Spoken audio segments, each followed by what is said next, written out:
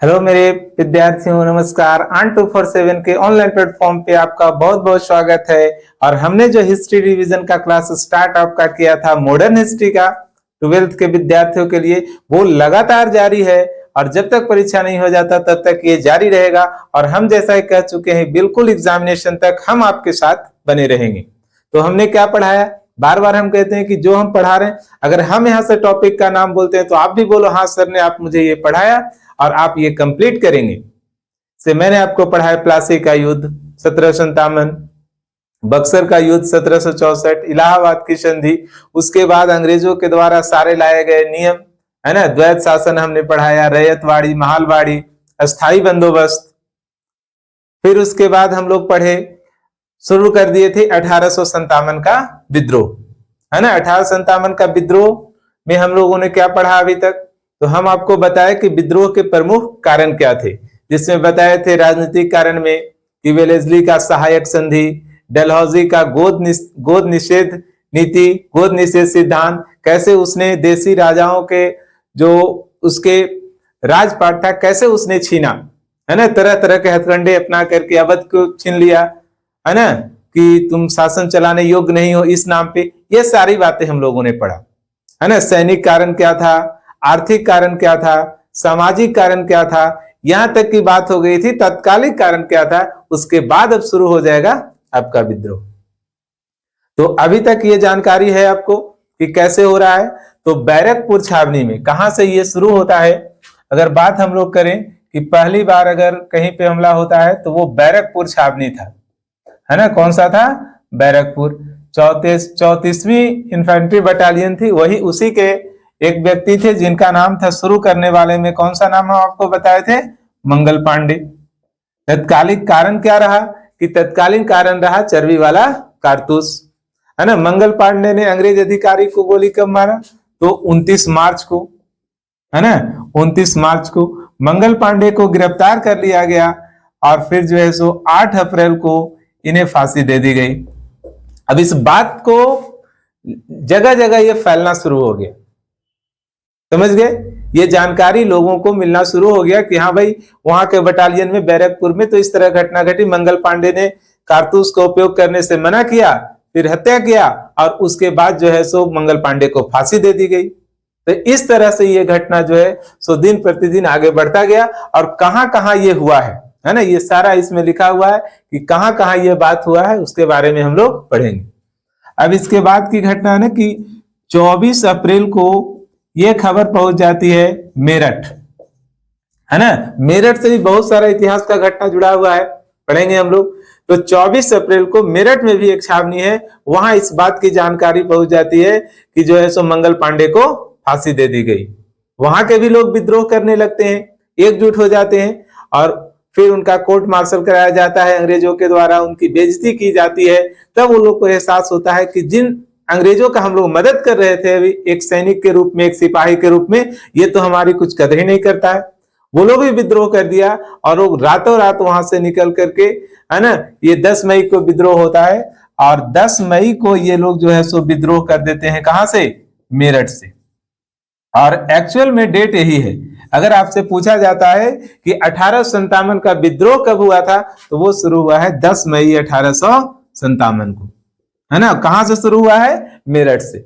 मंगल पांडे अगर किए हैं तो वो सैनिक विद्रोह था, वहीं तक सीमित था, है ना। लेकिन अब जनमानस इससे जुड़ेंगे, जो देसी रियासतें थे वो जुड़ेंगे, आसपास के जो और भी लोग थे वो जुड़ेंगे, किसान जुड़ेंगे। और ये एक्चुअल डेट आता है कि 10 मई 1857 को ये सैनिक विद्रोह शुरू होता है, ठीक है।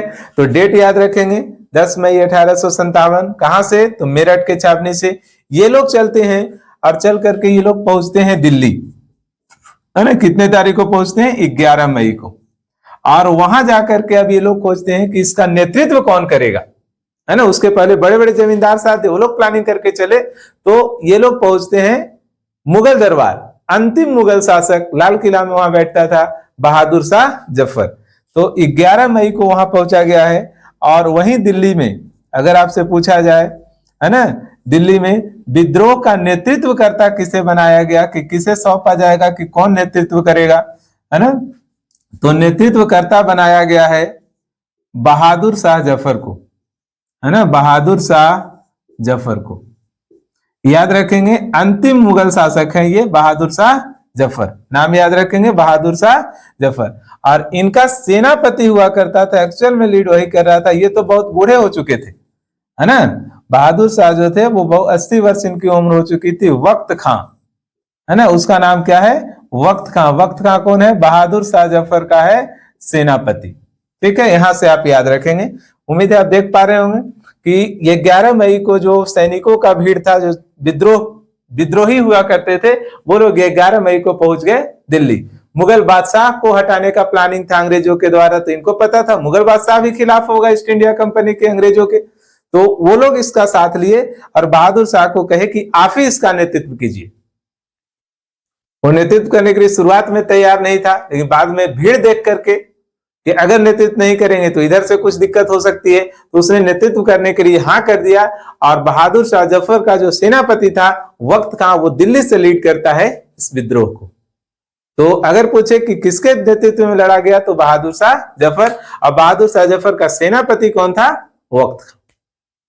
ठीक है, यहां तक कहानी आपको समझ में आ रही है कि 29 मार्च को मंगल पांडे ने बैरकपुर, जो बंगाल वाला छावनी था, वहां पे अंग्रेज अधिकारी की हत्या करता है। 8 अप्रैल को उसको फांसी दे दी जाती है। 24 अप्रैल को यह खबर मेरठ तक पहुंचता है, कई जगह फैल चुका था ये बात। मेरठ के सैनिकों ने 10 मई को विद्रोह करने का निर्णय लिया। विद्रोही सारे एकजुट होकर के सारे सैनिक पहुंच जाते हैं दिल्ली बहादुर शाह जफर के पास, और बहादुर शाह जफर इस विद्रोह का नेतृत्व करता है। ठीक है, यहां तक आपको कोई परेशानी नहीं होनी चाहिए। अब हम लोग पढ़ेंगे कि भारत के विभिन्न राज्यों में, है ना, भारत के विभिन्न राज्यों में जो है सो विद्रोह शुरू होता है। ये बात भी सही है, विफलता में हम आपको बताएंगे कि सारे भारतीय शासकों ने इस विद्रोह में साथ नहीं दिया। कैनिंग का बिल्कुल लिखित बयान है कि अगर सिंधिया हमें साथ नहीं देते, जो सिंधिया महाराज थे, उन लोगों ने अंग्रेजों का साथ दिया था। कैनिंग का रिटर्न में स्टेटमेंट है कि अगर सिंधिया हमें साथ नहीं देते तो हम लोग भारत में नहीं टिकते, भारत से हमें भगा दिया जाता। इतनी तगड़ी क्रांति हुई थी 1857 में। लेकिन फिर बहुत सारा विफलता का कारण हम आपको बताएंगे, वहां पे आपको पता चलेगा। आप खुद जस्टिफाई करना कि इसमें रियलिटी क्या था, कि कहां किसके कारण ये विद्रोह विफल हुआ। ठीक है, तो अब हम लोग देखेंगे विभिन्न राज्यों में। तो जैसे बात करते हैं अवध की, आपको अवध पता है, डलहौजी अवध को कब्जे में कर लिया था। तो वहां की बेगम थी बेगम हजरत महल, बेगम हजरत महल। आप ऐसे ही याद रखेंगे, आपसे ऑब्जेक्टिव में पूछता है कि कहां से किसने विद्रोह का नेतृत्व किया। तो अवध का राजधानी लखनऊ हुआ करता था, वहां से नेतृत्व की थी बेगम हजरत महल। कानपुर से नाना साहब, है ना, यहाँ कौन कर रहे थे, नाना साहब, है ना। इनका पेंशन छीन लिया गया था, है ना, अंग्रेजों ने इनको पेंशन देना बंद कर दिया था, इसलिए ये भी खफा थे। ये भी अपना रियासत के लिए लड़ रहे थे, इन्होंने कानपुर से लीड किया है। झांसी से कौन कर रही थी, रानी लक्ष्मीबाई, है ना, झांसी से कर रही थी रानी लक्ष्मीबाई, है ना, रानी लक्ष्मीबाई। आप नाम सुने होंगे, फोटो भी आप देखे होंगे इनका। इनके साथ क्या समस्या था, तो अंग्रेज जो डलहौजी लाया था गोद निषेध नीति, रानी लक्ष्मीबाई की कोई संतान नहीं थी, है ना, तो ये गोद लेना चाहते थे बच्चे को, और गोद ले लिए थे, और कहे थे यही जो है सो झांसी का फिर राजा बनेगा आगे चल करके। लेकिन अंग्रेज तो मना कर रखे थे, डलहौजी ने मना कर दिया था गोद निषेध नीति ला करके, व्यपगत सिद्धांत ला करके, है ना, कि गोद लिया हुआ लड़का जो है सो यह संतान राजा नहीं बनेगा, बल्कि वैसे राज्य जहां के राजा का कोई संतान नहीं है, तो राजा रानी के मृत्यु के बाद वो राज्य खुद ब खुद ईस्ट इंडिया कंपनी के पाले में चला जाएगा, उसके खाते में चला जाएगा, ईस्ट इंडिया कंपनी उसका फिर नेतृत्व करेगी। तो इसके लिए लड़ रही थी बहादुर बेटी झांसी रानी। और कल का क्लास के बाद आज हम लोग जब दूसरा क्लास कर रहे हैं 1857 के, तो आपको पता होगा कि इसमें, हाँ, तो इसमें आपको पता होगा कि आज ही के दिन, है ना, आज कितना तारीख है, आज है 19 नवंबर, 19 नवंबर 1828 को, है ना, 1828 को वाराणसी में आज ही के दिन इनका जन्म हुआ था।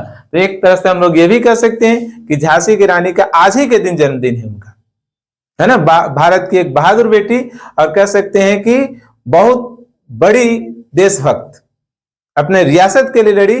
और अंग्रेजों के सामने, अंग्रेजों ने भी जब चित्र वो बना करके रखा है ना, वो बनाया था तो उसमें बताया था कि एक बहुत वीरता के साथ एक मतलब भारत की बहादुर बेटी घोड़े पे चढ़ करके बिल्कुल तलवार लेकर के अंग्रेजों के सामने खड़ी थी। ग्वालियर को भी इसने साथ दिया। लास्ट में वो मारी गई है ना। हम लोग जो बचपन में क्लास 6 या 7 में पढ़ते हैं, सुभद्रा कुमारी चौहान का वो कविता है ना कि सन 57 की वह तलवार पुरानी थी, खूब लड़ी मर्दानी, वह तो झांसी वाली रानी थी। तो झांसी वाली रानी जो थी वो विद्रोह का नेतृत्व कहां से कर रही थी?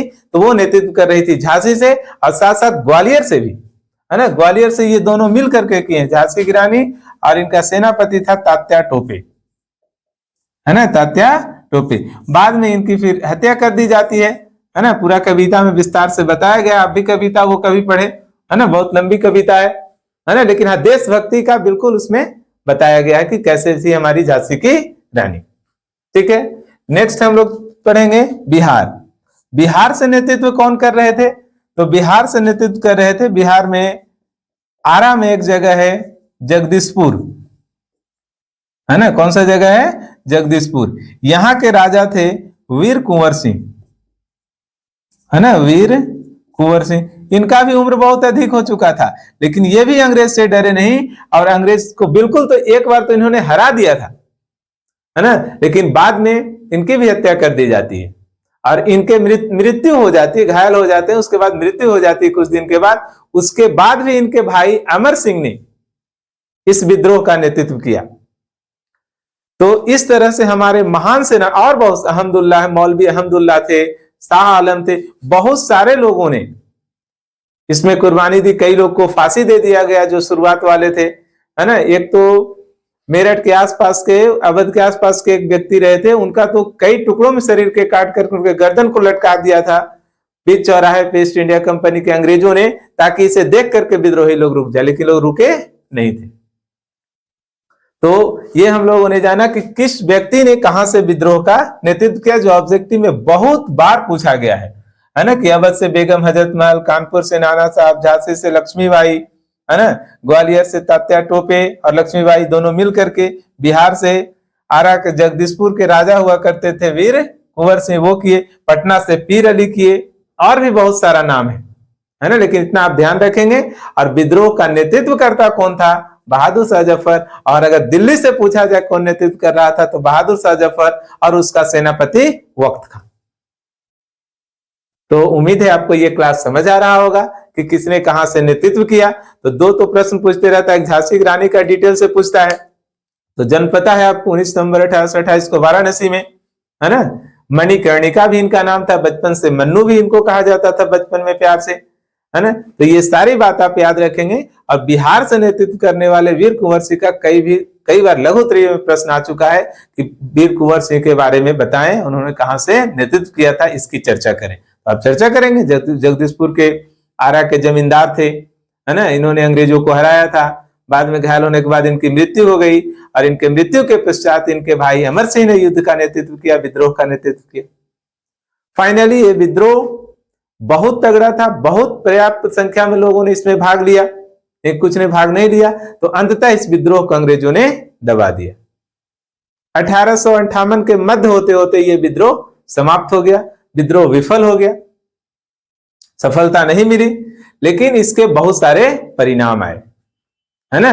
तो सारे परिणाम को हम लोग पढ़ेंगे और फिर असफलता का कारण और परिणाम पढ़ा के एक क्लास में बिल्कुल ये खत्म। और 3 क्लास में आपका 1857 का विद्रोह का ये समाप्त हो जाता है। अगर आपने नोट्स बनाया होगा, कहानी के जैसा सुना होगा, तो एग्जामिनेशन में इससे बाहर प्रश्न आने वाला नहीं है। क्लास अच्छा लगता है तो और आपको कौन सा टॉपिक पढ़ना है वो भी कमेंट कर सकते हैं, और साथ साथ ये भी इस क्लास को और लोगों के पास शेयर कर सकते हैं। बहुत बहुत धन्यवाद।